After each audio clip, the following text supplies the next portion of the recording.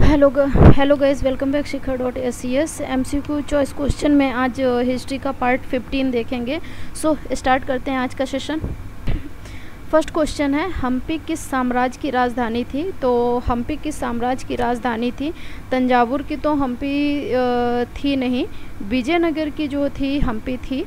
तो विजयनगर की साम्राज्य की राजधानी जो थी हम्पी थी। तो पहले का जो क्वेश्चन है उसका आंसर जो है ऑप्शन बी विजयनगर। सेकंड की बात करें तो हॉलैंड वासियों ने आंध्र प्रदेश में कहाँ पर अपनी बस्ती बसाई थी?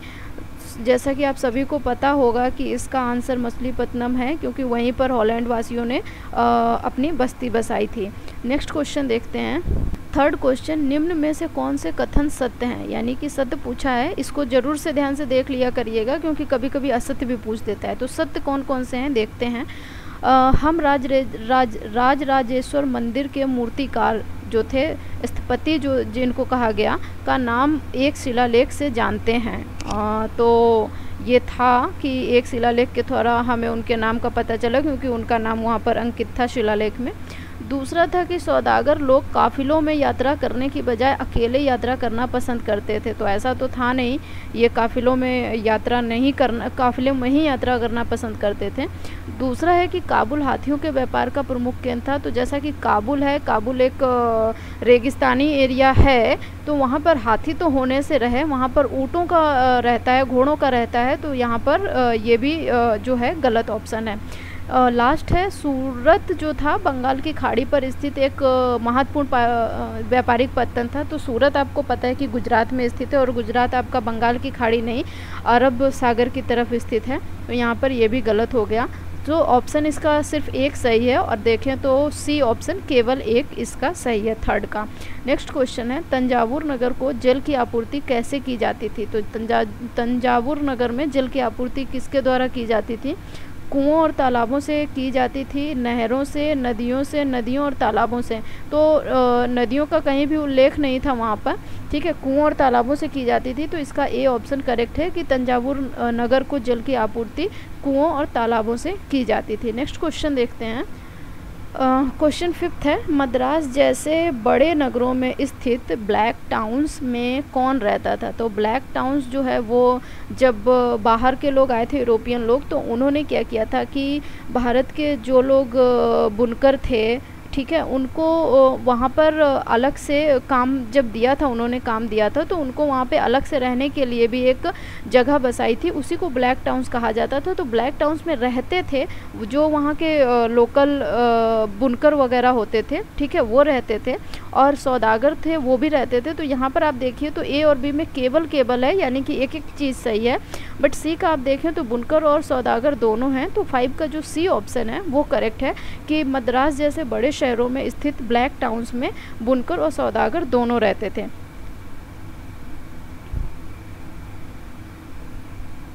नेक्स्ट 6 क्वेश्चन है, मंदिर के आसपास नगर क्यों विकसित हुए? इसको पहले भी देखा था कि मंदिर के नगर क्यों विकसित हुए, क्योंकि मंदिर के आसपास जो थी काफ़ी ज़्यादा लैंड थी, और मंदिर के लोग तो उसके थ्रू अपना जीवन यापन करते ही थे। साथ में क्या था कि गांव के लोगों का भी वहाँ पर होता था, क्योंकि बसाव हमेशा मंदिर जो होते थे वो नगर के बीच में बसाए जाते थे, और उसके आसपास लोग काफ़ी बस जाते थे, क्योंकि उनको वहाँ पर काफ़ी चीज़ों का फ़ायदा होता था, वहाँ की संस्कृति का और आर्थिक विकास भी होता था, ठीक है। तो ये सारी चीज़ों की वजह से वहाँ पर आसपास काफ़ी बस गए, क्योंकि जो शिल्पकार होते थे, मूर्ति बनाना होता था या मंदिर का सजावट की काम होती थी, तो वो सारे लोग वहीं बस जाते थे, और ब्राह्मण जो पुजारी होते थे वो भी वहीं बस जाते थे। इस तरीके से जो है एक बड़े शहर का विकास या नगर का कह दें मंदिर के आसपास होता था। तो ऑप्शन देख लेते हैं, मंदिर के दार्शनिकों व तीर्थ यात्रियों की आवश्यकताओं को पूरा करने के लिए ये तो एक इम्पॉर्टेंट कारण है ही है कि लोग वहाँ पर अपना जीविका के लिए अभी बहुत ज़्यादा बस जाते हैं मंदिर के आसपास। दूसरा है, मंदिर समाज व अर्थव्यवस्था दोनों के लिए अत्यंत महत्वपूर्ण होते थे। ऑब्वियसली इसकी अभी हम लोगों ने बात करें, ये अक्सर नगरों के बीच में स्थित होते थे, ये भी बात करी थी, यानी कि डी उक्त सभी जो है 6 का डी है, 4th ऑप्शन उक्त सभी सही होंगे। नेक्स्ट क्वेश्चन है, मंदिरों के निर्माण तथा उनके रख रखाव के लिए शिल्पी जन कितने महत्वपूर्ण थे? शिल्पी जन यानी कि जो मूर्ति बनाते थे या फिर जो वहाँ पर शिल्प का काम करते थे, यानी कि अलंकृत सजाने का काम करते थे, उनको शिल्पकार कहा जाता था। तो अब ऑप्शन की बात करते हैं कि शिल्पकार ही मंदिर के विभिन्न भागों का कार्य करते थे। शिल्पकारों में कौन कौन आता था? सुनार, कसेरे, लोहार, बढ़ई और भी लोग आते थे। तो यहाँ पर ये जो है ऑप्शन कहीं ना कहीं करेक्ट है। बी की बात करें तो मंदिरों को कलात्मक रूप से सजाने का कार्य कार है, ठीक है, शिल्पकार का होता था। तो यहाँ पर ये भी सही है, शिल्पकार का कार्य होता था, यानी कि सी ऑप्शन, उक्त दोनों कथन जो हैं वो सत्य हैं। यानी मंदिरों के निर्माण तथा उनके रख रखाव के लिए शिल्पी जन काफ़ी महत्वपूर्ण हुआ करते थे, क्योंकि काफ़ी ज़्यादा वो काम करते थे मंदिर के सजावट से लेकर, ठीक है, और उनको जो बनाना था मूर्ति वगैरह, इनके लिए। नेक्स्ट क्वेश्चन देखते हैं। 8 क्वेश्चन है, लोग दूर दूर से प्रदेशों से सूरत क्यों आते थे? तो सूरत जैसा कि आपको पता है कि वो गुजरात के एकदम साइड में बसा हुआ है, और वहाँ पर जाने आने का काफ़ी मतलब समुद्री यात्रा के लिए था, और वहीं से लोग हज के लिए भी जाते थे। पहले के टाइम पे लोग वहीं से हज के लिए जाते थे। तो आगे देख लेते हैं ऑप्शन क्या क्या हैं। सूरत ओजमुज की खाड़ी से होकर पश्चिमी एशिया के साथ व्यापार करने के लिए मुख्य द्वार था। तो अभी बताया मैंने कि हज वगैरह के लिए जाते थे, और पश्चिमी एशिया कहीं ना कहीं उधर को ही कहा जाता है। तो सूरत जो है ओजमुन की खाड़ी से होकर पश्चिमी एशिया के साथ व्यापार करने का जो है मुख्य द्वार था। ऑब्वियसली ये सही है। सूरत से जारी की गई हुंडियों को दूर दूर तक मिस्र में काहिरा, मतलब मिस्र में जगह है काहिरा, इराक में बसरा और बेल्जियम में एंटवर्प के बंजारों ने ये बंजारों हैं, ठीक है, बंजारों ने मान्यता प्राप्त थी। बंजारों में मान्यता प्राप्त थी, बंजारों में क्या था? मान्यता प्राप्त थी। तो इस चीज़ को ध्यान रखिएगा कि अच्छा ये होता क्या है हुंडियों? तो हुंडियों एक, आप कह सकते हो कि जैसे आजकल लीगल पेपर होता है, तो उस टाइम पे इसको माना जाता था कि उसमें लिखा होता था कि इन्होंने यहाँ पे पैसा जमा करवाया है, तो कोई पर्सन जाके वहाँ पर उन पैसों, मतलब जो लिखी हुई चीज़ होती थी उसको दिखा कर चीज़ें ले सकता था। तो अपने साथ बहुत ज़्यादा पैसे ले जाने की ज़रूरत नहीं हुआ करती थी। तो उसी को हुंडियों कहते हैं। तो इस चीज़ का ज़रूर से ध्यान रखिएगा, ठीक है। और उस टाइम पे सूरत से ये जारी किया जाता था, और इन 3 देशों में यहाँ पे मान्यता थी, मिस्र में काहिरा, इराक में बसरा और बेल्जियम में एंटवर्प पे। तो ये चीज़ें ध्यान रखिएगा। तो हुंडियों पूछा जाए अगर, तो उसका इस तरीके से रिप्लाई दिया जा सकता है कि एक ये डॉक्यूमेंट हुआ करता था, मतलब कागज़ हुआ करता था, और उसमें लिखा होता था कि पैसे मतलब इनके यहाँ पे जमा हैं, या ये सामान यहाँ से ले सकते हैं। ओके, तो ये दोनों ही ऑप्शन इसके सही हैं, यानी कि ए और बी जो है 8 का करेक्ट आंसर है। नेक्स्ट 9th क्वेश्चन देखते हैं। कलकत्ता जैसे नगरों में शिल्प उत्पादन तंजावुर जैसे नगरों के शिल्प उत्पादन से किस प्रकार भिन्न था? यानी कलकत्ता में आपको पता है कि 3 चीज़ों का काम होता था।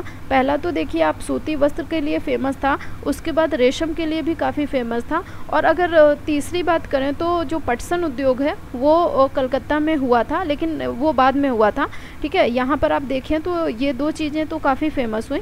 नेक्स्ट है कि तंजावुर में क्या चीज़ें थी? तो तंजावुर की बात की थी हमने, मंदिर वगैरह होते थे वहाँ पर, और जो मूर्तियाँ भी बनाई जाती थी।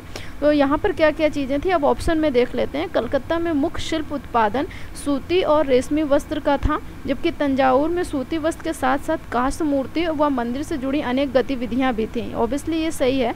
कलकत्ता में मुख्य शिल्प उत्पादन केवल रेशमी वस्त्र था, तो केवल तो नहीं था रेशमी वस्त्र, क्योंकि सूती भी था, जबकि तंजावुर में सूती वस्त्र के साथ साथ काष्ठ मूर्ति और मंदिर से जुड़ी अनेक गतिविधियां थी। तो ये थोड़ा सा गलत हो रहा है, क्योंकि केवल यहाँ पर रेशमी कर दिया।